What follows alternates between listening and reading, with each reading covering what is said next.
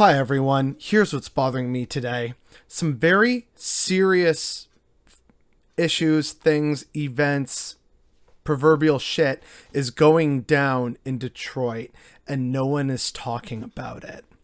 Now, I have brought this up a few times in other people's live streams where I've been invited. This requires some history. So real quick, in the wake of the George Floyd protests, Detroit mobilized in one of the most effective ways outside of Minneapolis itself.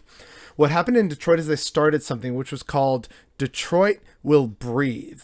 And it's basically to broadly sum up, a grassroots collective of various educators, organizers, activists, political junkies, journalists, a whole community of people who have then taken to putting pressure on city council for police reforms and funding reforms, for actually supporting neighbors who have been victims of police brutality. They've been really doing a lot of good on the ground work, and they've been working with their communities and with local representatives, be they municipal or, of course, in the case of Congress, Rashida Tlaib.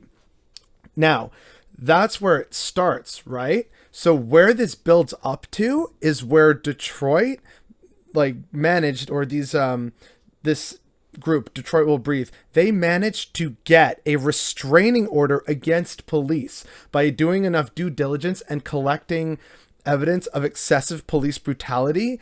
They filed a lawsuit against the police and they won. They got a restraining order against the cops. So that's big news number one, but that happened a while ago. The problem is what's happening now. Right now, the very same activists in Detroit are being countersued by the city, which is claiming that they are part of a civil conspiracy. They are jailing Black Lives Matter protesters and advocates and, educators and lawyers. They are claiming that there is a civil conspiracy and they are suing them.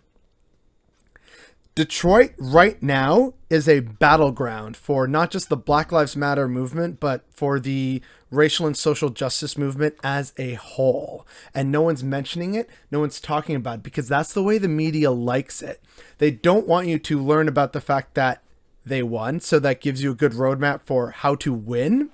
And then they don't want you to hear that they are being sued in response because they want these people to disappear and go away quietly. They don't want you to become mad as hell like I am and start contacting various people and putting pressure once again on the terrible tyrants in power who want to keep you and your neighbors and your friends and your families and your loved ones under their thumb, because the current status quo, it works just fine for them, but it doesn't work fine for the rest of us. I need people to spread the word, get out there, contact your local representatives, find out more about Detroit Will Breathe, and take lessons from that. If you want to be mad as hell and contact politicians, great. I'll provide some sources for, the history of these movements in the link in the comment section down below.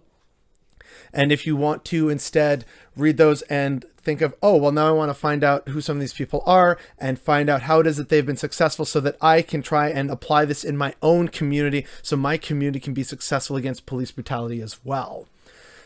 However you want to use this information, use it. But more people need to know about it. And the fact that no one knew about this or is talking about it is definitely what's bothering me today.